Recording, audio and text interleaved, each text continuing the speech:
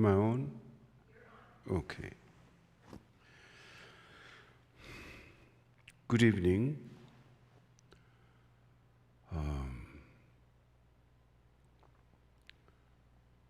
So first let's do a prayer, supplication to the Buddhas and Bodhisattvas.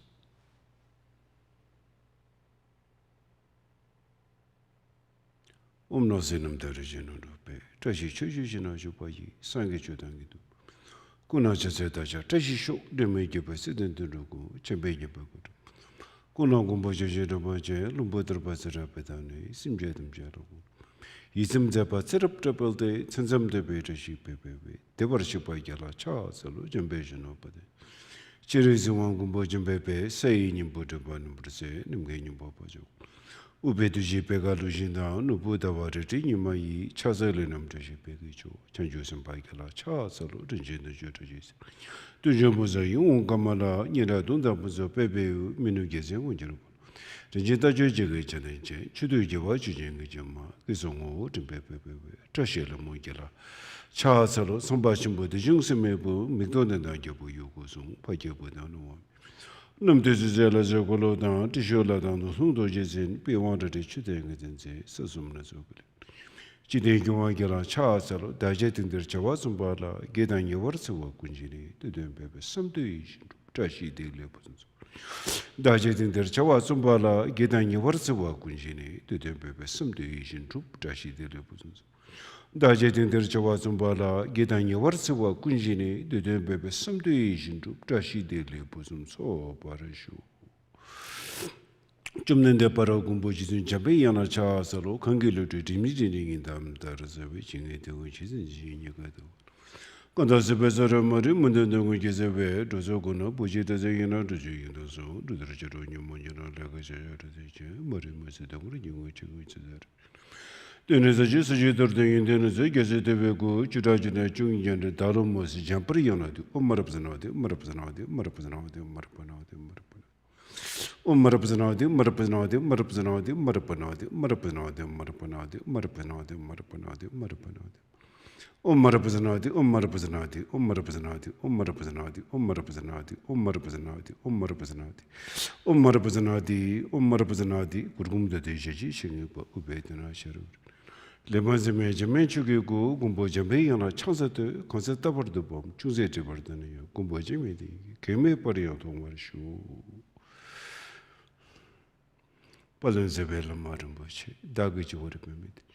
Kanichin Begune, Jesungde, Gusun Tuki Mudu, Saltus.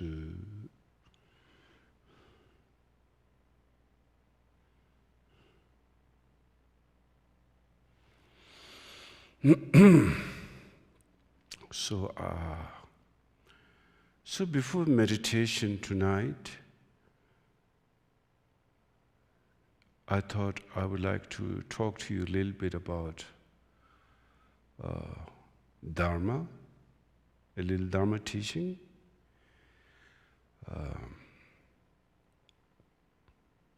I thought maybe let's talk about existence tonight.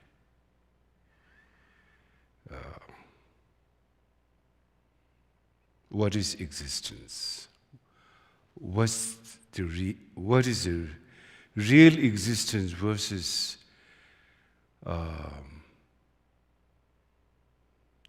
wrong perception of existence, or reality, in other words, what's reality and what's not?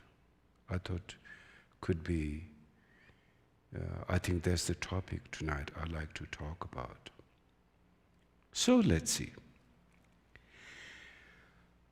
So, we all heard when Buddha gave the teaching called the True Truths, relative truth or conventional truth, and the unconventional truth, which is absolute truth, relative truth, absolute truth, conventional truth, or unconventional truth. It's basically speaking about existence.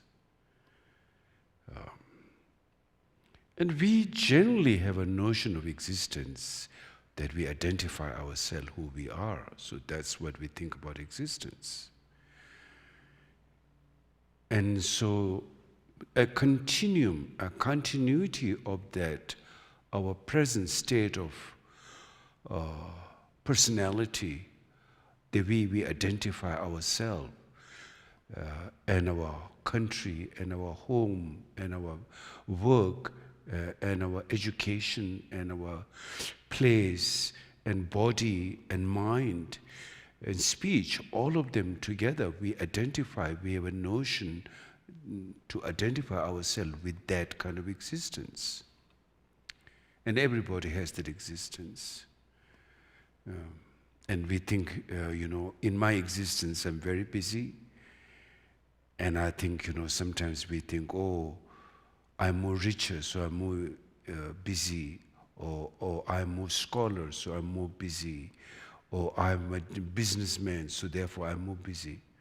But actually, did you ever really thought about, if you see a bug, they are very busy too. Their existence is really, really busy. You'd never comprehend how busy they are. Because they just have the same kind of mind as we do. And as long as there is a mind, there are so many things happening and going on in everyone's life that which keeps us busy in this existence that we identify. So when we talk about existence, there has to be a subjective, otherwise it doesn't make any sense talking about existence.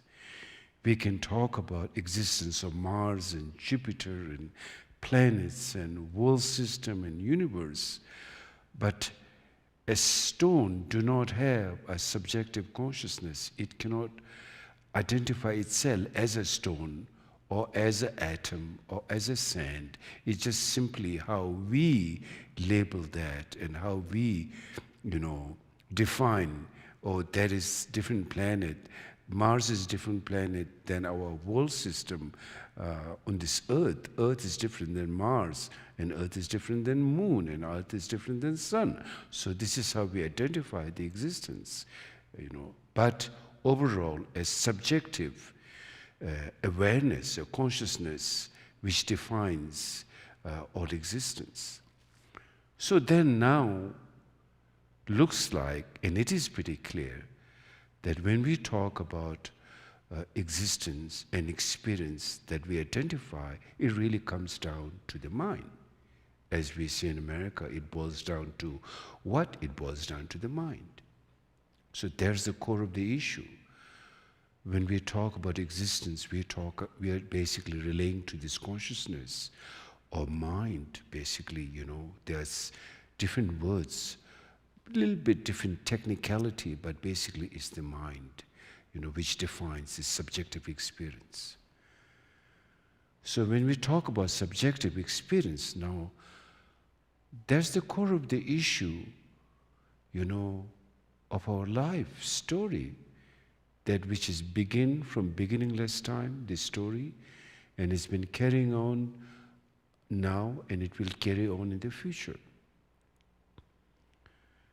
And it is this identification and is this existence that as a child, when we are born and we are growing up, and then after we went to junior school and secondary school and higher education and college and university, after you completed, then your parents ask, now what do you want to do with your life?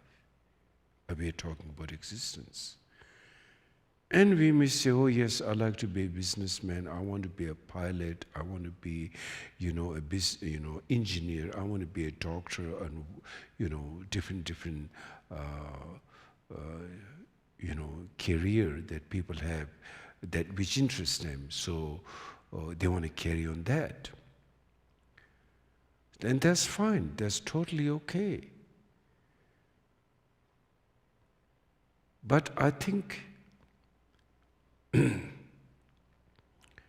we really look deeper to the subjective awareness of the question of existence, we haven't looked really deep enough what that existence is. Because it's almost like if you want to be a driver or painter or engineer or whatever, it's almost like, seems like you are scratching the tip of the ice.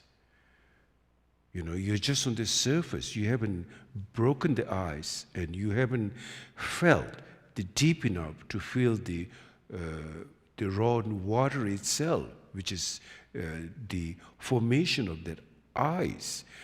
Ice came from the water. Without water, there will be no ice.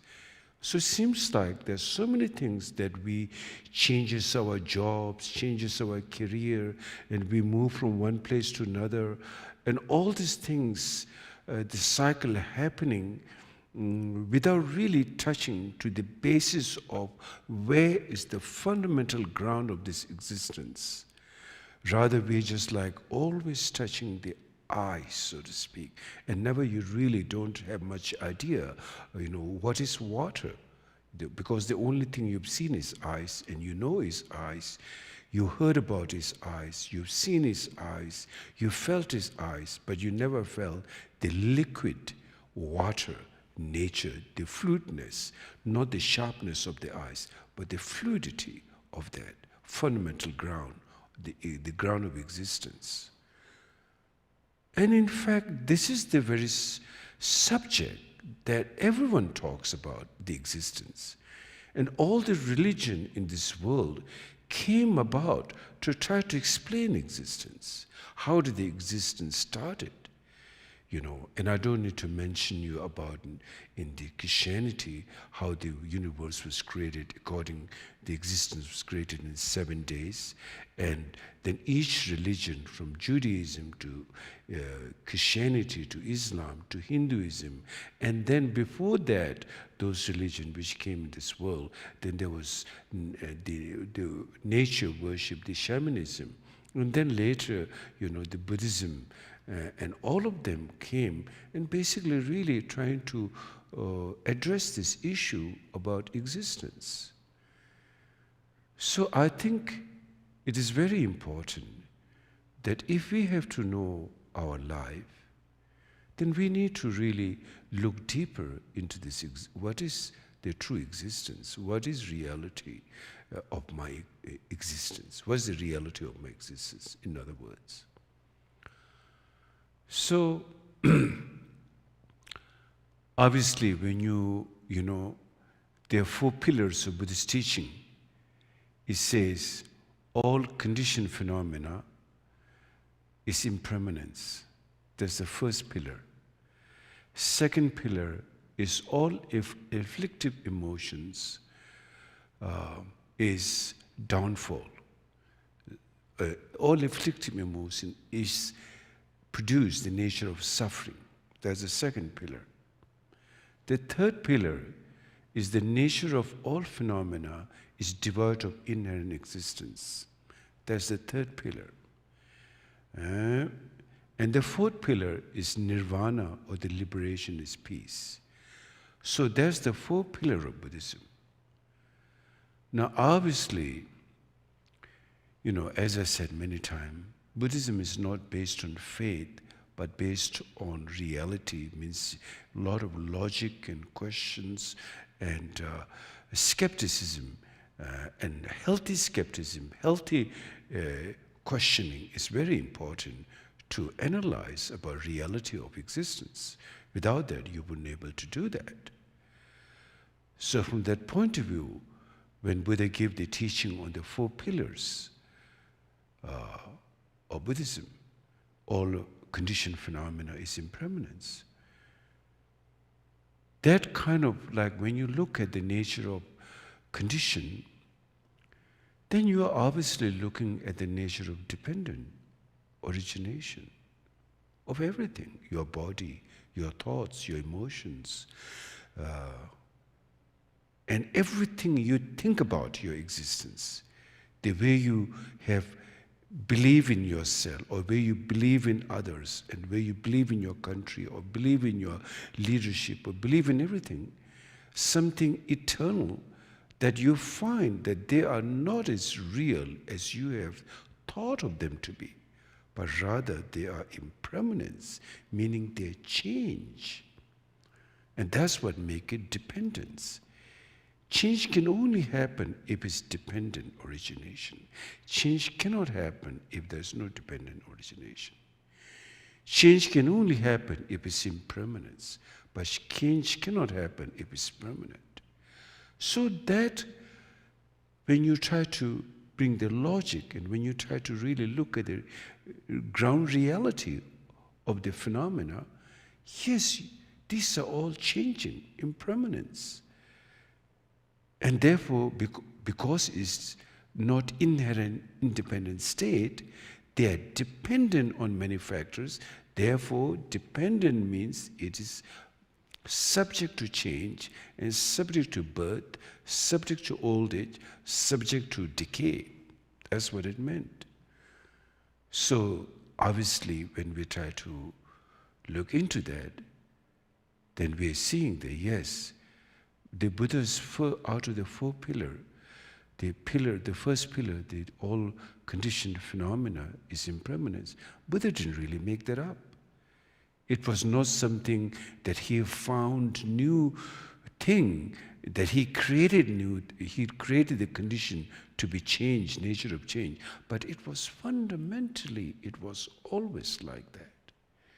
Whether Buddha have come in this world or not, the nature of phenomena is always the nature of that phenomena, is reality. So therefore, but Buddha discovered that, because everyone has been talking about everything is so real. Either it's created by the God or is created. The shamans believe it was created by the sun and the moon and the tree and the water and the fire, and so many different beliefs. And they're unchanging, they're eternal. That's the basic. Everyone has been telling that message. But the Buddhist message was all phenomena is not eternal. All relative phenomena is impermanent, is change. It is illusion, means it's not real because they're subject to change. Because it's subject to change, why? Because it's dependent. So that was the first pillar of Buddhism, talking about existence, that there is no relative existence which can hold as an inherent nature, but rather they are impermanence. All conditioned phenomena is impermanence. So we are talking existence. Whether your body, whether your place, your car, your home, the mountain, trees, ocean, all of them impermanence. Then the second one, Zakche Tamche Dongalwa in the Tibetan word. All afflictive emotion causes suffering. And obviously we can see that our three poisons, the root poison is ignorant, and then the aggression, and then the attachment. Ignorance being the base, and the aggression and the attachment. And from this, all the, if we, though it says 84,000 passions and neuroses, but there's no limit to that. We can't even, put a number to that. So let's say 84,000 passions. All the 84,000 passions creates confusion because the root of those passions and afflictive emotions is ignorance. And ignorance means grasping to a notion in your mind which actually have no business at all. It has no business at all. To the point you don't have to do anything. If you can see the ignorance, how it arises, and if you can cut it on the spot, you stop all the afflictive emotions.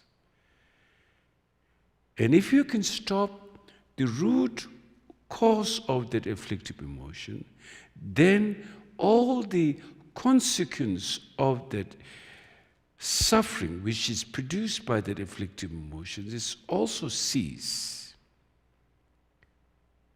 And so when you see the Four Noble Truths, first Buddha said, understand the suffering. Then he said, see the cause of the suffering. If you eliminate the cause, then you eliminate the suffering. And there's nirvana, cessation of the suffering and the cycle of not just one suffering, but endless cycle creates endless suffering. And all of those cycles of sufferings are annihilated, or they are strike, like, when you strike with a sword,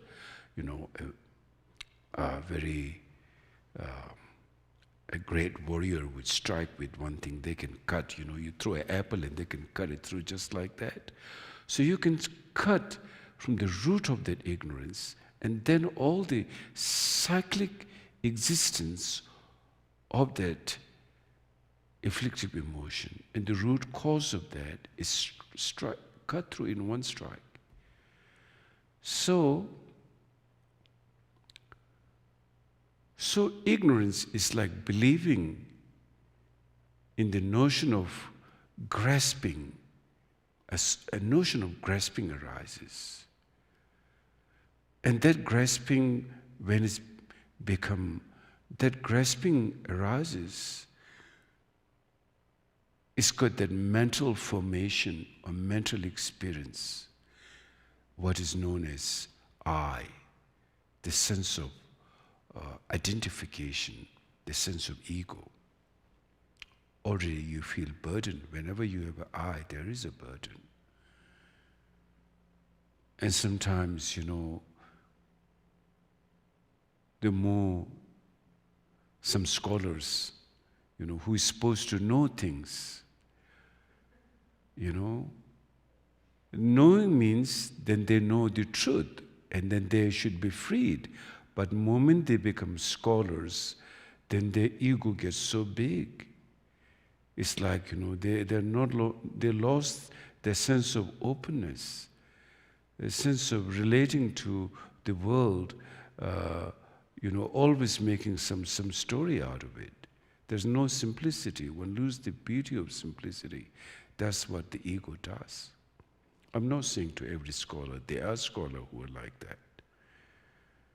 So they lost the innocence, the joy, the happiness, and this burden of ego comes, and that is a problem. That's our power of ignorance. So basically, when we talk about this existence, so right now we are going through the notion of I, and with that comes is afflictive emotion, all kinds of afflictive emotions, pride, jealousy, you name it, all those different experiences. And then with that comes the consequence of it's like cause and effect. Its consequence is suffering and bewilderment. And that's how we live. We live day to day. Day and night, we live in that cycle. The only thing we know is this body and this mind, and we only know how to gratify ourselves with the five sense pleasure, and we miss seeing that the four pillars, that all phenomena is impermanence, afflictive emotion cause suffering. The nature of phenomena, instead of emptiness, we see them as something real, and as a notion, as a matter of fact. Then what happens? Our ego builds up, ego maintains itself, and then with it, it maintains the afflictive emotion, and with that, it maintains the suffering continuously without any ceasing. And that is called samsara. Now, how do we change from that? Once we have seen that this existence truly is a confused state of experience. Now where we have to go, then what is the true sense of existence? If this is a wrong existence, truly, yes, you cannot, you also feel there's something wrong is happening in my mind, in my existence. Because there's confusion, there's suffering, there's chaos, there's complication. It's not perfect. We can all admit that. So now, so then, when we try to look, what's the root cause? Obviously, we see the ignorance. And now, how do we change that? Of course, many teaching. One thing in all the religion in the world has taught is kind-heartedness, compassion, forgiveness. That's a good start.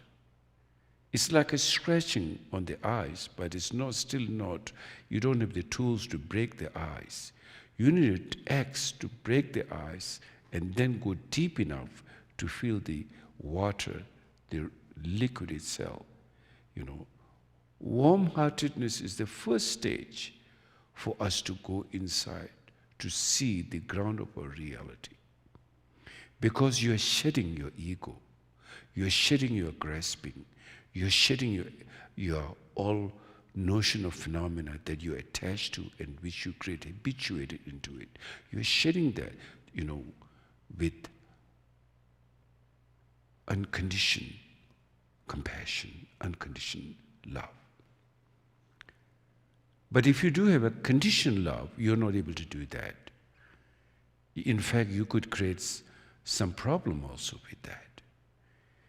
If your compassion is only for one side of your group and not to the other group, so just for this one camp, not to the other camp, or the other camp, or the other camps, then it will be problematic. I think that's what is called spiritual materialism. Spiritual materialism comes when it's one-sided. It's like,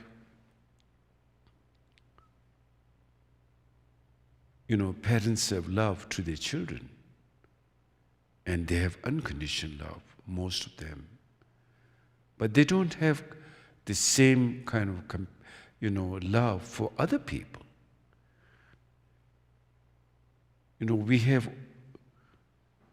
We can only feel that to the people we care about, we love, but we don't feel that to reach to other people. That's how we are conditioned into something so real and grasping, my side, your side. That is a problem. So on a grosser level, we can call that a dualistic mindset. And then, on a very deeper level, it can go very subtle, this duality, that where you have your own confusion to your own thoughts and emotions. There's something which, your thoughts and emotions, concepts, become supportive to you. And certain thoughts and concepts and emotion being against you. And then when it's really become against you, which of course, then all starts from the grasping. Let's not forget the point here. The point here is all these problems start from the grasping, very tight grasping, and then it's become paranoid. Paranoid comes from grasping. Paranoid do not arise from love and compassion, but paranoid comes from too much attachment to oneself, over-attachment to oneself. Then you lose the openness, you lose the possibility to let go or move forward. You're just like stuck in a cocoon, and that's the only thing you see, your world. It's like a spider. The spider world is that web. That's it. Anything comes in that attack, doesn't see any possibility out. And finally the spider dies in that web, which is created by itself. That's how samsara is. We create this samsara, we create this web, and then we finally perish in this web that we created that. That's the power of ignorance. So,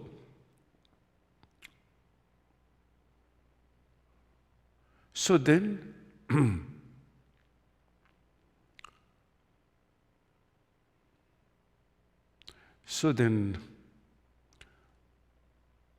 I just, I forgot what I was saying. But anyway, when we talk about existence, Buddha defined the existence of two stages when giving the Dharma: relative existence and absolute existence. Relative existence, so the question is, how come there's two kinds of existence, relative existence and absolute existence? Because we only have one mind, so how can there be two? We can ask that question. Why not just simplify it into one existence? Well, it seems that our ignorance has built up so much layers and layers that now, in order to reach the water, that you need to, you have built, from the water you build the ice, and it looks so different. You can walk on the ice, but you can't walk in the water. So it's like one thing, but like two facets. It's like one coin with the two different facets. Though the nature of the ice is water, is fluid, and you can drink it and it can soothe you, but you can't really drink ice.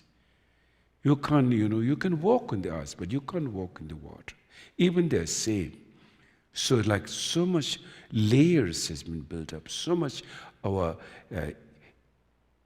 ego, attachment, different thoughts and emotion, habitual patterns has been built up. So now that we need to deal, on different levels, like on this first level, second level, third level, getting close to the water level, which is very soft ice, and then going a little deeper, which is semi-solid, and then on the top, very solid. So very solid, semi-solid, and very thin ice next to the water. That's really the teaching of Hinayana, Mahayana, Vajrayana in a way. Dealing with the very solid habits is Hinayana way. Dealing with most semi-solid is Mahayana teaching. Dealing with the water itself is the Vajrayana level. Basically, that's how it is. It's just dealing with this mind existence. It's nothing more. Nothing more, nothing less. That's how it is. How to deal with our thoughts and habits and emotions, and finding our reality, our existence.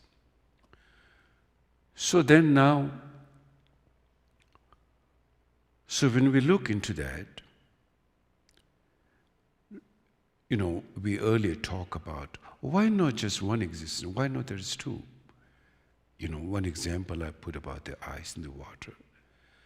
And the other thing is, relative means, in the Heart Sutra, the teaching of dependent origination, Buddhas and Bodhisattvas, in fact, Heart Sutra was a dialogue between Avalokiteshvara and Shariputra.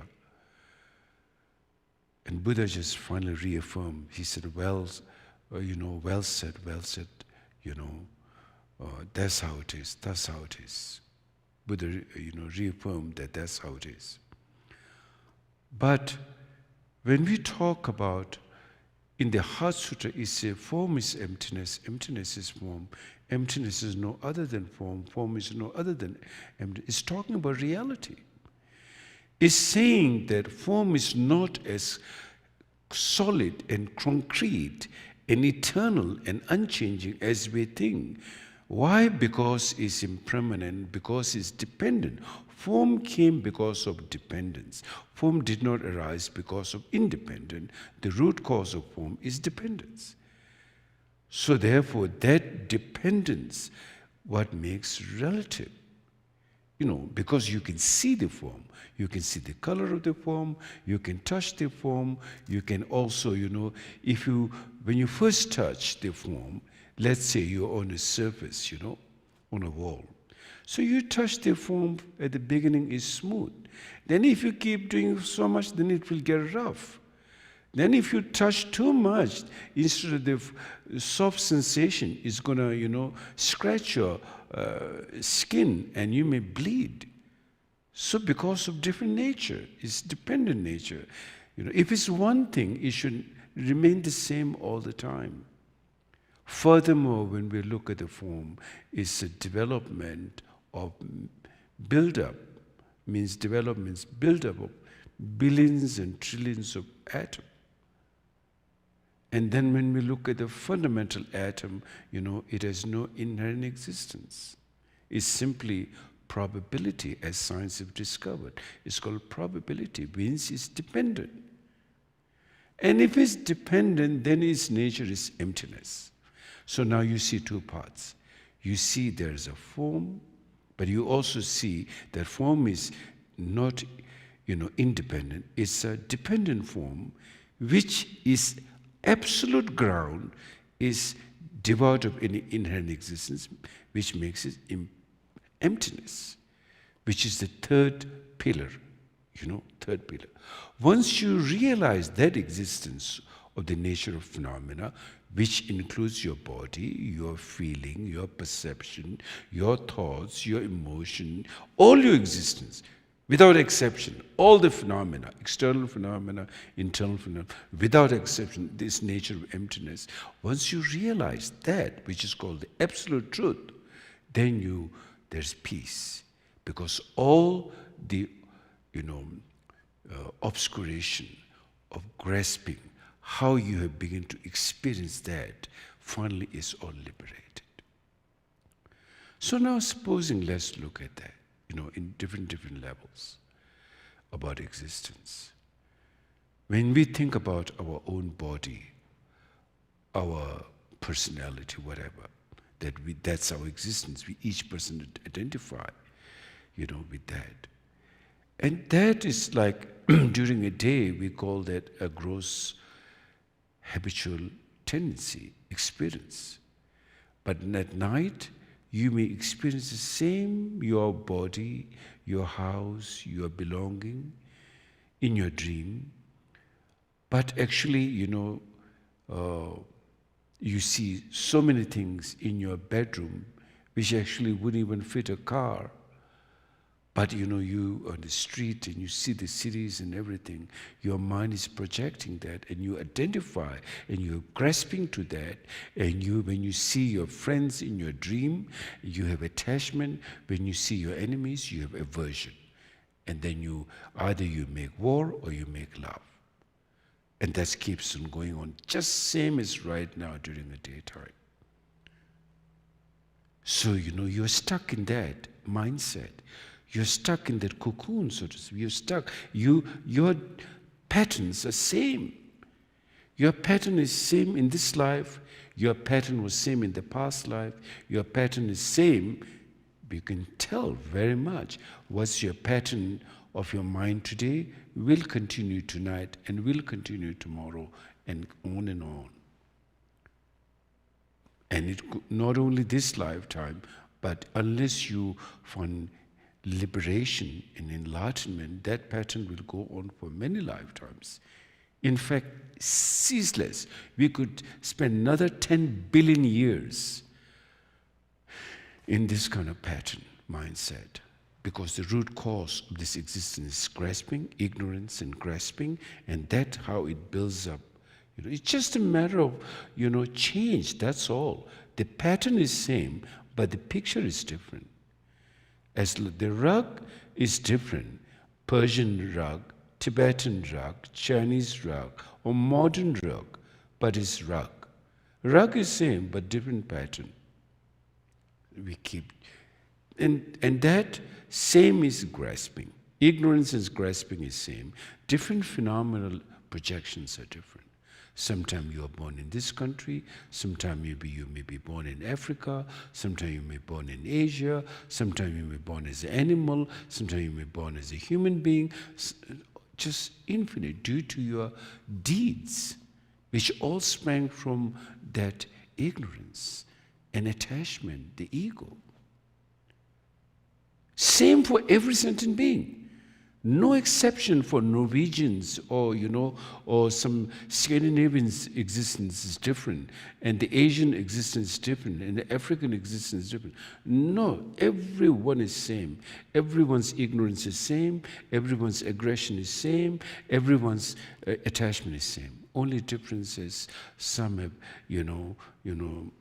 longer nose, and some have shorter nose, and some have, yellow hair, and some have black hairs, and that's the only difference. There's nothing difference.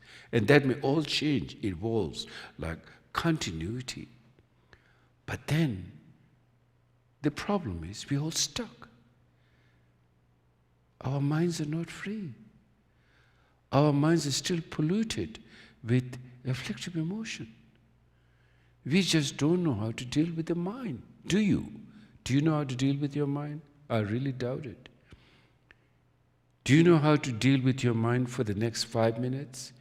You will have too many thoughts and too many conflicting emotions, trying to find a peace that we all yearn deep inside. But still, we are not able to reach that point, unfortunately. Either you didn't meet a teacher, you didn't meet the Dharma, or even if you do meet the Dharma, there are too many obstacles. Lack of merit, you're not able to practice, or you are trying to do practice, there are other obstacles in life. Therefore, very important to, you create the condition, I think right was condition, environment, that condition, by generating merit. And those are like, for example, to put it simply, of course it's not simple, but let me just put it simply in terminology, the 4 immeasurable practice of bodhisattva in 6 paramita: generosity, ethics, patience, samadhi, Jimpa. First is generosity, second is ethics, third is patience, fourth is diligence, fifth is samadhi, means pointed concentration, or for mindfulness, in other words. And then 6 is prajna, the wisdom of realizing the true nature of all phenomena is emptiness. And step by step, by doing those practices, then we can see then the absolute reality, who we are. This is not a story. This is not, just some kind of preaching of, based on, faith. But this faith means conviction. We can use the word faith, but conviction are based on logic, and conviction based on experience. The 3 knowledge, for example, the first knowledge is by hearing, second knowledge is by introspecting, third knowledge comes from experience, meditative experience, direct experience. You see the mind clearly, you understand the mind clearly. And that's very important, that if we have to change this existence of ego and this existence of duality, conflicting nature, and find non-duality, peace, and liberation, we can do that, because that's also in our nature. If the power of ignorance, which seems overwhelming, power of afflictive emotions seems overwhelming, but it only seems. It only seems. It's not really there. It seems to be there, but actually you can cut through that. It's a facade. It's a misconstrued intelligence that gives you that is all-powerful, that how can I ever get out of this grasping? How can I ever get out of this attachment? You don't have an excuse. It's really in your hand. You can do that. You can cut through the three poison. You can transform, all afflictive emotion into inspiration of bodhichitta. And you can truly see the nature of emptiness. That's in your hand. The question is, where you put your mind, that's the only thing. You can have a profound, practice of bodhicitta, when you're cooking, or when you're walking, or when you're talking to someone. It's not necessary that, it's only reserved in a shrine room. It's wherever your mind is, it carries the basic goodness, basic sanity.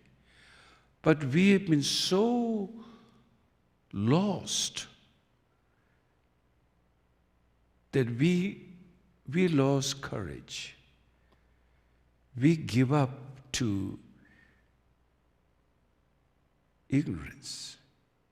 We surrender to ignorance. We surrender to afflictive emotion. Therefore, we lost our power. It's not that you don't have power within. Your power within is 1,000 times more powerful if you look into it. You can easily dissolve all this delusionary experience, dualistic conflict experience. But we give up. Rather, we get attracted to the, wrong thing all the time. So therefore, we are wandering. And then when that happens, people wait for salvation, promise. Who's going to give me a promise? Yes, I promise you heaven if you believe this. I promise you that. But if you need a promise, look into your own afflictive emotion. The very cause of your suffering, they're sort of like hell realm, they're sort of like, demon, whatever. That is the afflictive emotion. And if you can cut through that, you will find nirvana right on the spot. But we don't do that. We just wish someone will come from the sky and then lift us up. And that's the weakness, I think. We are not very being practical, not very realistic at all, in fact. So therefore, it's important. If we have to change this existence, change this facade experience, then we need to develop meditation, develop kind-heartedness, develop warm-heartedness, develop forgiveness, and meditate on impermanence. I think when we don't meditate on impermanence, there's a lot of emotional problem happens. For example, when we hate someone, we have rage to someone, because we see that this is so eternal, so real. But the fact is, nothing is real like that. When you see impermanence, changes happening, then you are able to forgive and let go. You see, it's futile not to let go. It's stupidity not to let go. Then you have a different sense of emotions and thought arise, which is warm-heartedness, compassion. So it's very great benefit to meditate on impermanence. And then the impermanence will, once your hearts become more supple and gentle, then naturally it can lead, to peace. And that will lead you to deeper peace, which is the meditation experience. When you do meditation, then your mind gets calm, and your mind, you bring mindfulness, and then you transcend the conflict, and you experience joy and happiness. And that's good for your body, speech, and mind. And that's good for finally to purify the whole obscuration of body, speech, and mind of this impure, confused existence, and find what is known as nirvana, or liberation. Liberation from this conflict, because you've cut through the root of ignorance by that time. And so for that, you need bodhicitta. Without compassion, you can't do that. you need the discipline of sitting. Calm abiding mind, you need that. So calm abiding mind, so I said, please do Tonglen practice and calm abiding put together. These two things can really go together. Just calm abiding mind, you will just feel very joy. If you do shamatha meditation, supposing 4 hours a day or 3 hours a day, you will find it very peaceful. And as a matter of fact, that peacefulness will make you a more kinder person, no question of that. But it wouldn't just, open your heart to the deepest level of compassion. To open your heart to the deepest level of compassion, you need to have bodhichitta. You need to see prajna particularly, the nature of emptiness. So it leads to that, the meditation leads. So if you combine the Tonglen, which is Tonglen practice, you do like 5 minutes or 10 minutes, and then you do the sitting meditation. And then, not only that, then when you carry on in post-meditation state, when you see someone in needs, you are ready to reach them, help them, be there for them. Even when you see your own, old habits of aggression arising, then, you see the fault in them, and you begin to work with yourself. When you have the calm abiding state and bodhicitta, you feel compassion towards yourself. First of all, compassion, a lot of people think compassion is directed to other people, but actually compassion is first and foremost is directed to yourself. The other person become like the source, other person become a mirror, in fact, even your so-called enemy. So from the point of the Dharma, your enemy is one of the greatest teachers, because he or she has shown you who you are, your existence of rage and anger and your neurosis and afflictive emotion. You're able to see that, through them. While your friends who are nice, of course wonderful, but they don't really show you that. They let you more attachment. In some way, on the long run, is more dangerous. Attachment is more dangerous. Of course, I'm not saying aggression is less dangerous. Aggression is one of the worst things. But, we need to transcend both aggression and attachment for the liberation and non-dual realization of our ground reality, who we are on the basic goodness level or enlightened level. And you can do that. So I thought to explain a little bit about that. So let's do a meditation now.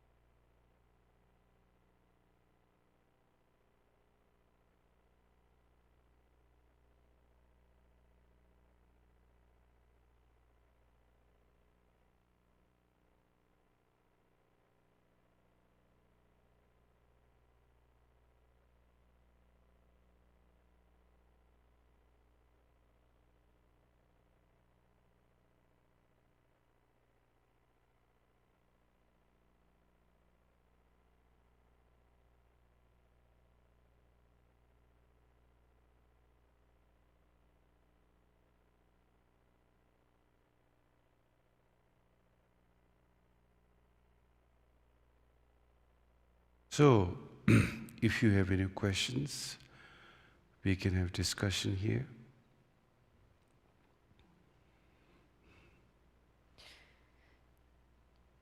Rinpoche B. Smith says... Who? B. Smith. Okay. Is there a specific way to work with the aggression that arises from intellectual grasping and fixation? Yes. There is always, from the intellectual approach and meditational approach, there's two ways how we can work with. The whole Bodhisattva Yana teaching, particularly, you should study I think it's the 6th chapter on Bodhisattva Avatara teaching by Shantideva, speaks about patience. And if you look at that, read that, you will gain a lot of knowledge and wisdom how to deal with that. Furthermore, generally speaking, the way to work with, how to work with ignorance and how to work with anger and how to work with attachment. The way to work with anger, I think if for example, if the person who you're getting angry, let's say, if it's your mother or your father, then when you think about all the things that they have done for you, educate you, brought you up from a childhood, and makes you a man or woman, then you feel this is not right for me to do that to the kind parents, that I'm too impatient, and that's my mistake, and I need to work with my own aggression. So that's one way of emotionally looking through that. And also good to talk to Dharma friends. If you have spiritual friends, talk to them. Those are all dealing from the emotional level. Now when you go to deeper meditational experience, then you look at, when the anger arises, you look at how is that mind where the anger arises? Does the mind has a form? Does the mind has a color? Or where it originates from? It came from a different planet, or from this earth, or from the bottom of the ocean, or from the tip of the mountain. Where did this anger came from? And where is it right now in my body? And when you try to look at the nature of the anger, then, you see that it has no inherent quality.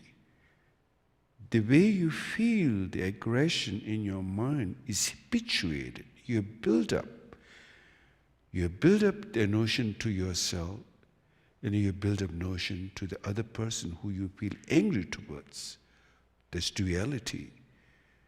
In fact, like when you wake up from your dream, none of your dream, neither you nor the other exists. Same thing, in essence, you don't, in essence, there is no such thing as inherent anger. It's just an expression of your mind, that your mind is trying to, it's just an expression of your mind. You can say that your mind is trying to defend itself, but the point is, then who is trying to defend what? It's trying to defend your sense of existence, your I, the notion of I. And so therefore, the moment you develop this notion of sense of I, then you begin to automatically, you build up a defensive posture where you begin to fight against that. And the whole process of fighting against that is you're also fighting against yourself while you're doing that. It's not just one-way street, it goes both-way street. And so therefore, that's the trap. If it's just one-way street, it'll be done. You have one fundamental aggression, and then the whole rest of in the existence, you no longer have any aggression. The fact that it is a two play, happening at the same time. So it's maintained that sense of identity of ego. And so then any time that I, or the notion of I get offended, then you begin to bring out the source of aggression. So the play keeps going on and on. It's like a two-tongue, it plays the role at the same time. It's fighting against you and fighting against them. So you lose your peace, the other lose the peace. There's no peace in both sides. Isn't it? It's not that you are angry and the other person is, get affected and you're no longer affected. You are as much as a victim as the other person. So therefore, it shows that it's an obscuration that we need to work on, step by step by step. You can't just get rid of right away, but you need to look deeper into this, study, reflect, and meditate. And then you will be able to, transform and transcend from that.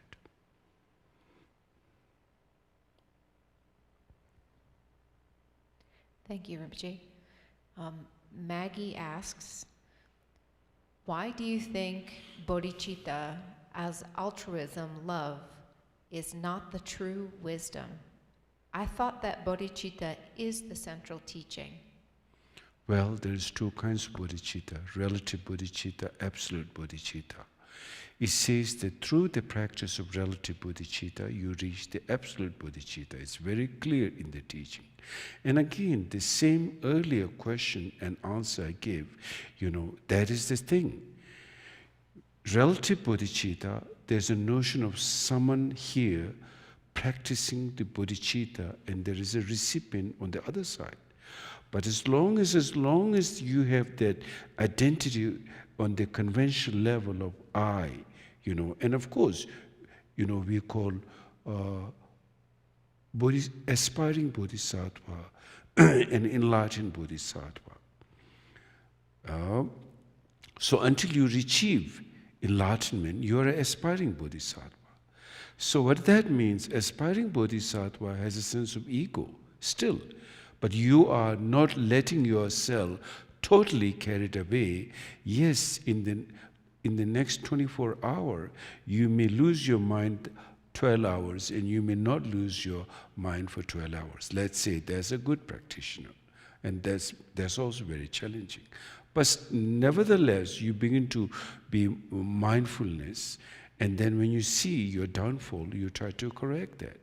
But at the same time, when you try to, even you try to cut your, afflictive nature of ego, and you try to be generous, being there and be kind and forgiveness, but at the same time, you are expecting something in return.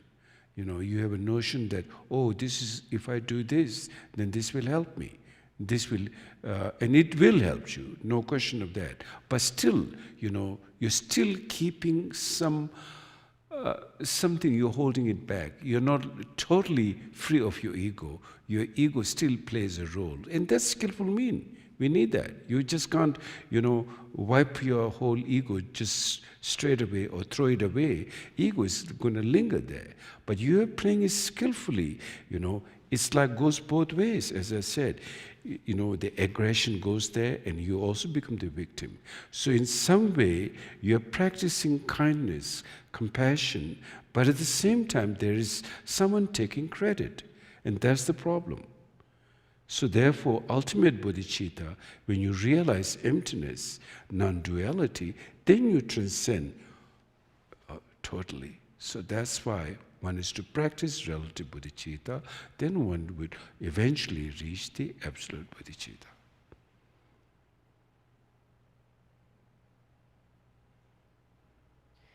A follow-up question from Maggie.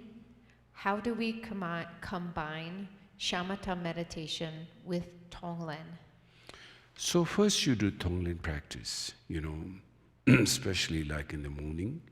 Before you start your day, you shape yourself, this existence. Again, That's really the difference of a Dharma practitioner and a non-Dharma practitioner. Non-Dharma practitioners shape their mind from the very beginning, with the sense of existence of ego. They may not say that, I'm an egoist. Okay, I'm building my ego now. But since the notion of that I, the identity is so like seeping through your blood, so to speak. So therefore, you have no flashback to that. You just go on with that. So, from the morning when you start coffee, smoke a cigarette or whatever, you are planning your days, and continuing from yesterday and trying to pick up more sense what happened yesterday, So now as a Dhamma practitioner, first thing in the morning you do, either you cleanse the channel 3 times, or if you don't do that, you just do a Tonglen practice, starting with your kind parents and gradually reaching out to more people. And in that way, you are able to generate warmth and compassion, so you feel peace. And then, whatever you come in contact during the daytime, you're more kinder and compassionate and forgiving, instead of holding grudge and resentment and generating a lot of afflictive emotion, which in return you become the victim of suffering, right? So therefore, you do the Tonglen practice first, and then after that you do shamatha meditation. Then it's very good. You will see a big difference in everything you do during the daytime. Yeah, so you can combine, first do Tonglen, then do shamatha meditation. Yeah. Okay, wonderful. Thank you. So let's do a world peace prayer. In the world in general and in this nation, may not even the names, disease, famine, war, and suffering be heard. May virtues, qualities, and merit and prosperity greatly increase, and may continuous good fortune and sublime well-being perfectly rise. In the world in general and in this nation, may not even the names, disease, famine, war, and suffering be heard. May virtues, qualities, and merit and prosperity greatly increase, and may continuous good fortune and sublime well-being perfectly rise. In the world in general and in this nation, may not even the names, disease, famine, war, and suffering be heard. May virtues, qualities, and merit and prosperity greatly increase, and may continuous good fortune and sublime well-being perfectly rises. By this merit, may all beings gain omniscience, thus defeat the neurosis and negative actions actions which are the our enemies. enemies. From the Turbulence waves of birth, old age, sickness, and death. From the ocean of s- cyclic existence, may all all beings beings be be liberated.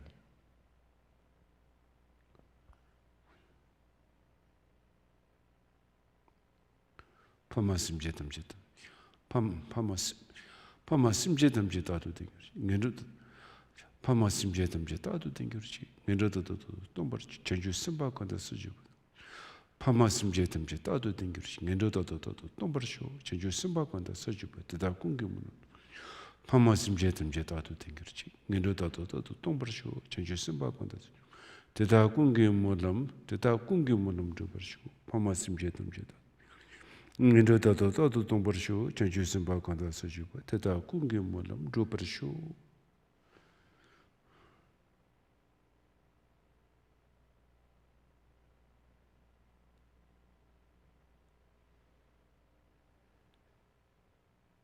Thank you. Good night.